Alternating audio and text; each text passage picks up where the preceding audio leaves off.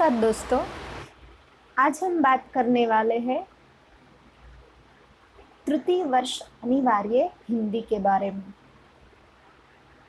हिंदी के चतुर्थ सर्ग रस्वी रथी की कथा वस्तु तक हमने वीडियो अपलोड कर दिया है और आज हम बात करने वाले हैं पंचम सर्ग की। आप सब जानते होंगे, यदि आपने मेरा ये अगला वीडियो देखा होगा तो, कि चतुर्थ सर्ग की में इंद्र है वो कर्ण के पास से अपने कवच और कुंडल ब्राह्मण के वेश में पा लेते हैं। तो अब तो कर्ण के पास ना तो कवच है और ना तो कुंडल। उसे वरदान था कि जब तक वो कवच और कुंडल उसके पास रहेंगे तब तक उसे कोई छू भी नहीं सकता। लेकिन अब तो इंद्रदेव के द्वारा उसे छला गया है, उसके कवच और कुंडल को प्राप्त कर लिया गया है। तो पंचम सर्ग में, इसके अगले सर्ग में कृष्ण ने भी कर्ण को मना लिया था, लेकिन कर्ण माने नहीं थे। अब इंद्र ने भी कर्ण को अपने ब्राह्मण वेश में छल लिया था, वो छला गया था इंद्र के द्वारा। अब एक और पात्र प्रयास करने के लिए पंचम सर्ग में आएगा और कर्ण से विनती करेगा कि इस युद्ध को मत होने दो। वो कौन है? तो चलो देखते हैं पंचम सर्ग। ये जो आपके सामने एक पंक्ति है पंचम सर्ग की शुरुआत, आ गया काल, यानी कि युद्ध का समय आ चुका था। क्यों? क्योंकि अब तो इंद्र ने भी उसे छल लिया था। कृष्ण के समझाने पर भी कर्ण नहीं समझे थे। तो अब आ गया काल विकराल शांति के क्षयता, आ गया काल विकराल शांति के क्षय का, निर्दिष्ट लग्न धरती पर खंड प्रलय का, हो चुकी पूर्ण योजना नियति की सारी, कल ही होगा आरंभ समर अति भारी। समर यानी कि युद्ध। कर्ण ने भी कृष्ण से कह दिया था कि अब कोई अच्छे से मुहूर्त पर युद्ध का आरंभ करवाइए। तो अब तो समय आ चुका है। तो ये बात कौन सोच रही है? तो ये बात सोच रही थी कुंती, जो कि कर्ण की माता है। वो सोच रही थी आ गया काल विकराल शांति के क्षय का। ये जो हमारे पास विकराल शांति थी उसका क्षय, उसका विनाश होने वाला है, समय आ चुका है। निर्दिष्ट लग्न धरती पर खंड प्रलय का, ये जो हमें धरती माता दिखाई देती है उसमें प्रलय होगा। हो चुकी पूर्ण योजना नियति की सारी, नियति ने तो सारी योजना पूर्ण कर ली है। अब युद्ध का आरंभ अवश्य ही होगा। कल ही अब तो युद्ध का आरंभ होने वाला है, यानी कि युद्ध के आरंभ होने में अभी भी एक दिन बाकी है।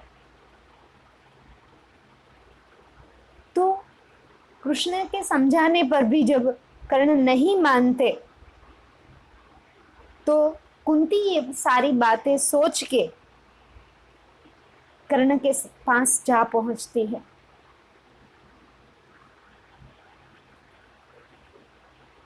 इतना सोचती है वो कि मैं कर्ण के पास जाऊं तो जाऊं कैसे। शुद्ध बुद्ध खो बैठी हुई समर चिंतन में, कुंती व्याकुल हो उठी सोच कुछ मन में। हे राम, नहीं क्या यह संयोग हटेगा, सचमुच ही क्या कुंती का हृदय फटेगा। वो सोचती थी कि एक दिन अब युद्ध में बाकी है, तो उसका शुद्ध बुद्ध हो बैठना, यानी कि उसे कुछ भी नहीं सूझता था। वो एक ही चिंतन में बैठी थी, युद्ध के।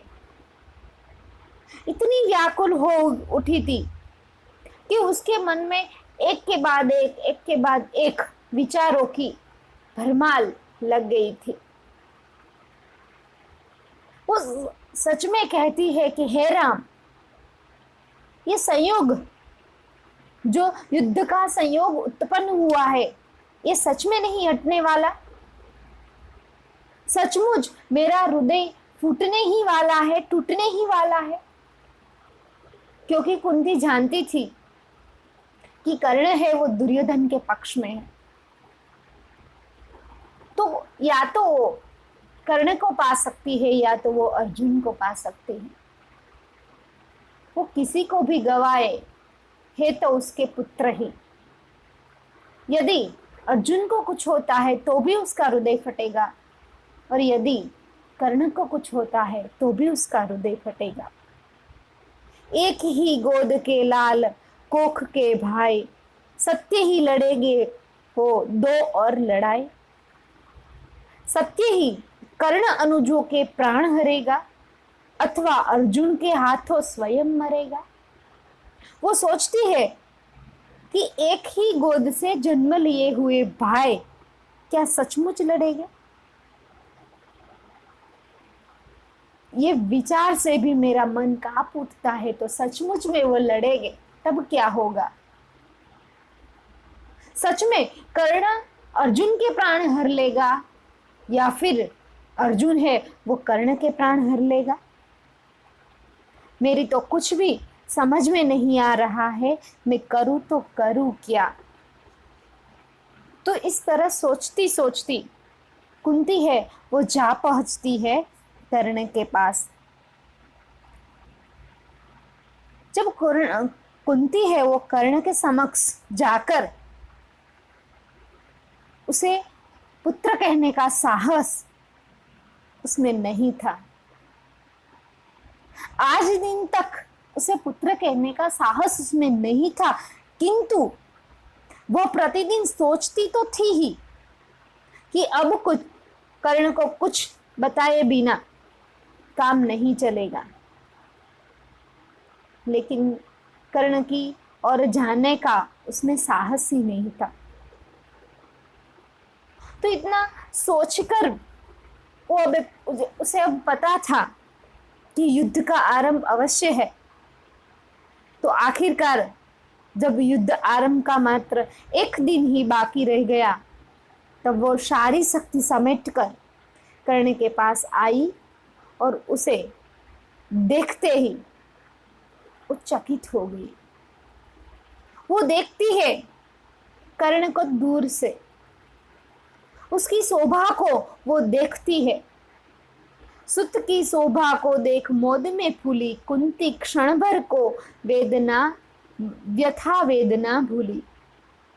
भरकर ममता पैसे निष्पलक नयन को, निष्पलक नयन को, वह खड़ी सींचती रही पुत्र के तन को।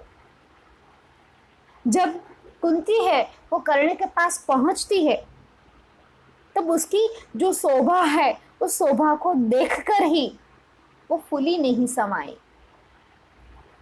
उसके अंदर जो वेदना चल रही थी वो क्षण भर के लिए मानो जैसे रुक गई हो। उसकी आंखों का जो आंखों की पलकें है वो भी नहीं पलक रही थी। उसके नयन बस उसे देखते ही रहे। बस खड़ी खड़ी उसने कर्ण के तन को देखा,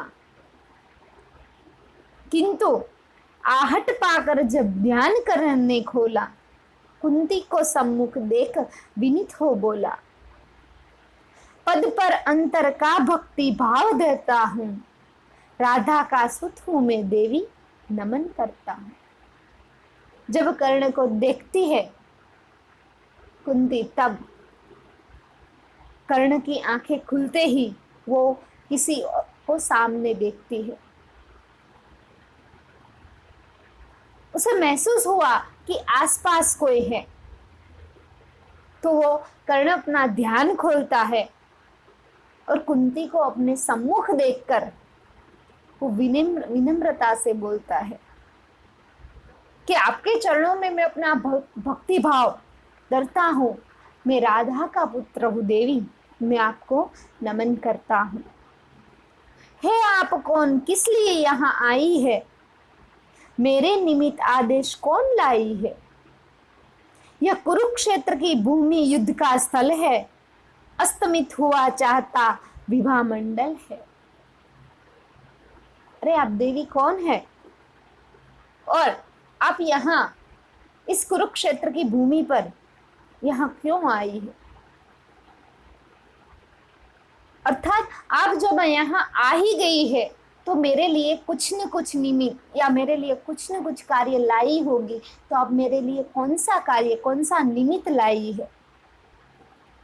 यह कुरुक्षेत्र की भूमि है और ये युद्ध का स्थल है, अस्तमित हुआ चाहता विवाह मंडल है।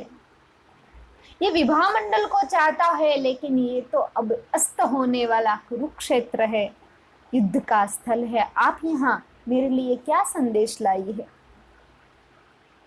सुना ओघट यह घाट महाभयकारी, उस पर भी प्रवया आप अकेली नारी। ये सुनसान कुरुक्षेत्र का मैदान, यह यह घाट है, ये महाभयंकारी है और इस क्षेत्र पर आप अकेली नारी यहाँ आई है तो कुछ न कुछ लेकर ही आई होगी कार्य। हे कौन देवी, कहिए क्या काम करूं मैं? क्या भक्ति भेंट चरणों पर आन धरूं मैं? आप कहिए कि मैं आपका कौन सा काम करूं? भक्ति में, मेरी भक्ति में आपके चरणों में धरूं। सुन गिरा गुड कुंती का धीरज छूटा, भीतर का क्लेश अपार अश्रु बन फूटा। विगलित हो उसने कहा कांपते स्वर से, हे कर्ण वेद मत मुझे निदारुण सर से। हे पुत्र, तू मुझे इस तरह, मुझे अपने स्वर से भेद मत मुझे। जब कर्ण उसे पूछता है कि आप कौन है, आप यहाँ क्यों आई है, तो कुंती का धीरज टूट पड़ता है। उसके अंदर जो क्लेश अपार दुखी जो अश्रु थे वो बाहर आ चुके। उसका जो दुख है वो अश्रु बनकर बाहर आ चुका। उसने कांपते हुए स्वर से कहा कि हे कर्ण, इस तरह निदारुण सर से मुझे वेदना बंद कर।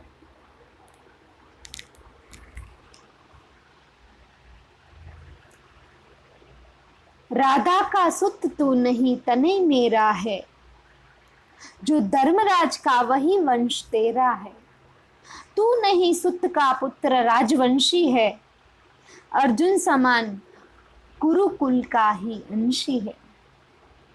हे कर्ण, इस तरह अपने स्वर से मुझे वेदना बंद कर, क्योंकि तू राधा का सुत नहीं, तू मेरा पुत्र है। जो धर्मराज के अंदर खून दौड़ता है वही खून तेरी अंदर है, उसका जो वंश है वही वंश तेरा भी है। तू सुत पुत्र नहीं पुत्र, तू एक राजवंशी है और अर्जुन के समान ही तू कुरुवंशी है, कुरुवंश में पैदा हुआ है। जिस तरह 3 पुत्रों को मैंने पाया, तू उसी तरह था प्रथम कुक्षी में आया। कुक्षी यानी कि गोद।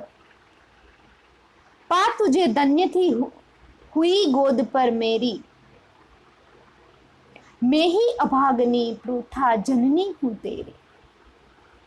जिस तरह मैंने किसी न किसी देवता से 3 पुत्र को प्राप्त किया था, उसी तरह तुझे भी मैंने प्राप्त किया था। मेरा प्रथम गोद तू है। मैंने प्रथम गोद में किसी को पाया था तो वो तू था। तुझे मेरी गोद में लेकर मैं धन्य हुई थी। और वही अभागनी, मैं नारी अर्थात माता, मैं ही हूं, मैं तेरी माता हूं। पर जब तुझे मैंने गोद में पाया था तब मैं कुंवारिका थी। जब तू आया था अनमोल लाल मैंने असमय पाया था। अतएव हाय अपने दूध मुहे तनय से, भागना पड़ा मुझको समाज के भय से। पर पुत्र, जब तेरा जन्म हुआ था तब मेरी अवस्था कुमारिका थी, मैं कुंवारी थी। तू जो मेरा अनमोल रतन जन्मा वो गलत समय पर जन्मा था, वो असमय पर मैंने तुझे पाया था।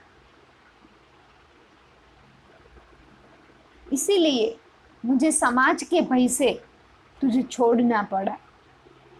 समाज एक कुमारिका के लिए उसे जीने नहीं देता।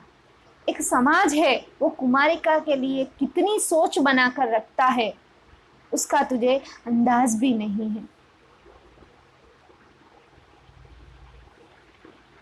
अब कर्ण तो जान चुका है। वैसे तो कर्ण पहले से ही जानता था कि कुंती उसकी माता है।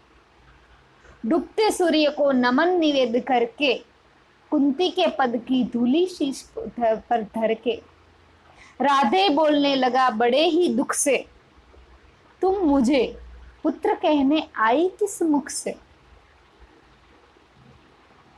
जब कुंती उसे कहती है कि तू मेरा पुत्र है तब वो सूर्य को नमन करता है, अस्त होते हुए सूर्य को नमन करता है और कुंती के पद की धूली पर अपना शीश नवाता है और बड़े ही दुख से वो कहने लगता है कि आज तू मुझे पुत्र कहने आई है, पर किस मुंह से मुझे पुत्र कहने आई है।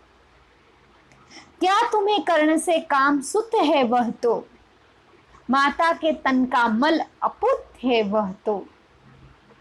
तुम बड़े वंश की बेटी ठकुरानी हो, अर्जुन की माता कुरुकुल की रानी हो। तुम यहाँ क्यों आई हो? तुम्हें मुझसे क्या काम है? मैं तो एक सूत पुत्र हूं। मैं अपनी माता का तन का, शरीर का मैल हूं और मैं पुत्र नहीं अपुत हूं। और तुम तो बेटी भी बड़े कुल की हो, ठकुरानी हो, ठकुराइन हो। और तुम मेरी माता नहीं अर्जुन की माता है और कुरुकुल की रानी हो, तो मुझसे तुम्हें क्या काम है? मैं नाम गोत्र से हीन दीन खोटा हूं, सारथी पुत्र हूं, मनुज बड़ा छोटा हूं। ठकुरानी, क्या लेकर तुम मुझे करोगी? मल को पवित्र गोदी में कहां धरोगे? मेरा तो न नाम का ठिकाना है न गोत्र का ठिकाना है। मैं गरीब हूं, मैं खोटा हूं, मैं सारथी पुत्र हूं, मैं छोटा सा मनुष्य हूं, मैं सामान्य मनुष्य हूं। तो ऐसे सामान्य मनुष्य को ठकुरानी, ठकुरायन तुम लेकर मुझे क्या करोगे? इस मल को अपनी गोदी में कैसे पवित्र करोगे?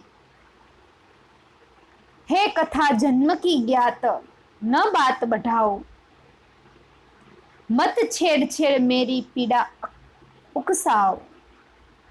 हूँ खूब जानता किसने मुझे जना था, किसके प्राणों पर मैं दुर्भार बना था। ये बात मात्र जन्म की है। मैं अपनी मैं जन्म से ज्ञात हूँ, मुझे किसने जन्म दिया था वो भी मुझे पता है। मैं जानता था कि तू मेरी माता है। हे कथा जन्मति ज्ञात, न बताओ बढ़ाओ। मुझे इसे बताने की जरूरत है, ना मुझे बताने की जरूरत है और ना ही इसे बढ़ाने की। बार बार इस बात को छेड़कर मेरी पीड़ा को उकसाना बंद करो। मैं खूब जानता हूं कि किसने मुझे जना था और किसके प्राणों पर मैं दुर्भार बन गया था। तू मेरी माता की बात कर रही है, उल्टे मुझको असहाय असहाय छोड़कर जल में तुम लौट लौट गई इज्जत से बड़े महल में। मैं बचा अगर तो अपने आयुर्बल से, रक्षा किसने की मेरी काल कवच से। तुमने तो उल्टा आज तुम मुझे, मैं अपने आप को मेरी माता कह रही हो, लेकिन तुमने तो उल्टा मुझे असहाय छोड़कर जल में बहा दिया था और बड़ी ही इज्जत के साथ तुम तो महल में चली गई थी। अगर मैं बचा हूं तो अपने आयुष्य के बल पर बचा हूं, मेरी आयु थी इसीलिए मैं बचा हूं। और किसने इस काल रूपी कवच से मेरी रक्षा की है वो भी मैं जानता हूं। क्या कोर कसर तुमने कोई भी नहीं की थी? क्या कोर कसर तुमने कोई भी की थी? जीवन के बदले साफ मृत्यु ही दी थी। पर तुमने जब पत्थर का किया कलेजा, असली माता के पास भाग्य ने भेजा। अरे तुमने तो मुझे कोई कसर नहीं छोड़ी थी मृत्यु देने के लिए। तुमने मुझे जन्म तो दिया, लेकिन तुमने साथ ही साथ मुझे मृत्यु भी दी। और तुमने जब पत्थर का कलेजा करके मुझे छोड़ दिया नदी में, तब भाग्य ने मेरी जो असली माता थे उसके पास भेज दिया। अब जब सब कुछ हो चुका, शेष 2 क्षण है, आखिर दाव पर लगा हुआ जीवन है, तब प्यार बांध के अंचल के पट में आई हो निधि खोजती हुई मरघट में। अब तो कुछ बाकी नहीं है। यदि ऐसा भी कहा जाए कि जीवन के क्षण 2 क्षण बाकी रह गए हैं, आखिरी दाव लग चुका है जीवन का, तब तुम्हारा प्यार लेकर तुम इस यहाँ मेरे पास अपना आंचल फैलाकर यहाँ मेरे पास माता होने का दावा करने आई हो। निधि की खोजती हुई इस मरघट में इस कुरुक्षेत्र के मैदान में आ पहुंची हो। अपना खोया संसार न तुम पाओगी, राधा माँ का अधिकार न तुम पाओगी। चिन्ह स्वत्व उसको तो तुम आई हो, पर कभी बात यह भी मन में लाई हो। उसको सेवा तुमको सुकीर्ति प्यारी है, तुम ठकुरानी हो वह केवल नारी है। तुमने तो तन से मुझे काढ़ कर फेंका, उसने अनाथ को हृदय लगाकर सेका। तुमने जो संसार खोया है वो अब तुम्हें कभी वापस नहीं मिलने वाला। जो इस वक्त मैंने अधिकार माँ राधे को दिया है, माँ राधा को जो अधिकार है वो अधिकार तुम कभी नहीं पाओगे। उसका सत्व जो तुम आज छीनने आई हो वो न तुम्हें कभी मिल सकता है, ना आज और न कल। तुमने ये बात कभी सोची है कि उसका जीवन मंत्र सेवा था और तुम सुकीर्ति की प्यारी हो, तुम्हें कीर्ति चाहिए, तुम एक ठकुरानी हो, ठकुरायन हो, तो वो मात्र केवल एक नारी ही है। तुमने तो अपने तन से निकाल कर मुझे फेंक दिया था, जल में बहा दिया था, पर उसने मुझ जैसे अनाथ को अपने हृदय से लगाया है। तो जब माता कुंती कर्ण के पास जाकर कहती है कि मैं तुम्हारी माता हूं, तू मेरा बेटा और पांडव का भाई है, तो तुझे इस युद्ध में शामिल नहीं होना चाहिए। तू युद्ध का नेता बन, पर पांडवों का बन, ना ही कौरवों का। कर्ण ने कुंती को मुंह तोड़ जवाब दिया। जैसे ही कुंती ने बोलना शुरू किया तो उससे भी कड़ा उत्तर कर्ण ने कुंती को दिया, जिस तरह से उसने श्री कृष्ण को दिया था। कुंती बेचारी, ऐसा कहने पर, ऐसे शब्द कहने पर कुंती बेचारी निरुत्तर ही रह गई और यह कहकर उसे अब कर्ण को कहकर जाने लगी थी कि सुनती थी कि तू बड़ा दानी है, दानवीर है, किंतु आज माता को ही भीख नहीं मिले। यह बात सुनकर ही जो दानवीर कर्ण है उसका हृदय द्रवित हो गया और उसने कहा कि यदि मेरे द्वार से कोई भी बिना कुछ लिए नहीं लौटता तो तुम भी आज मेरे पास से कुछ लेकर ही लौटोगी। खाली हाथ मेरे घर से, मेरे द्वार पर से कोई नहीं जाता तो तुम भी आज खाली हाथ घर नहीं लौटोगी। लो, मैं भी तुम्हें वचन देता हूं कि अर्जुन के सिवा अन्य किसी पांडवों को मैं हाथ भी नहीं लगाऊंगा। यदि युद्ध भूमि में वो मेरे सामने भी आए, मेरे हाथ में भी में आए तो मैं उसे छोड़ दूंगा, लेकिन यदि अर्जुन मेरे सामने आया तो मेरे बस की बात नहीं कि मैं अर्जुन को छोड़ दूं। अर्जुन को मैं नहीं छोड़ने वाली। कुंती ने कहा, ये भी कौन सा वरदान है? यह दान भी कोई दान हुआ तुम्हारा? मैं 6 बेटों की माता बनने को आई थी, सो अब 5 की भी नहीं रही, केवल 4 बेटों की माता बनकर वापस जा रही हूं, तो ये तुम्हारा कैसा वरदान है? तो कर्ण बड़ी ही भावुकता में आ गया और बोला, 6 और 4 की गिनती आपकी गलत है माता। तुम जब तक जियोगी तब तक 5 बेटों की माता ही बनो रहोगी।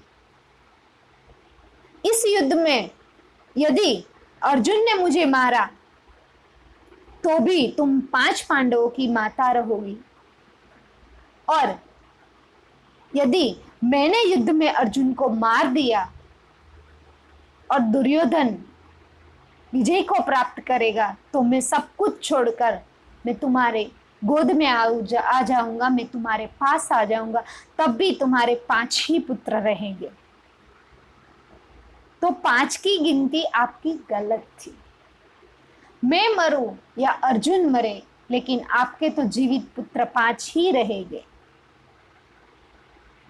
और अंत में वो कहते हैं कि हम जो बात कर रहे हैं वो व्यर्थ ही कर रहे हैं, क्योंकि जिसके रक्षक स्वयं कृष्ण हो उसका विनाश क्या होगा। अर्थात वो कहने वाला है कि अर्जुन तो जीवित ही रहेगा, यदि मृत्यु किसी की होगी तो वो मेरी होगी। और यहाँ 5वां सर्ग पूर्ण होता है और 6वां सर्ग की जो कथा वस्तु है वो हम अगले वीडियो में देखेंगे।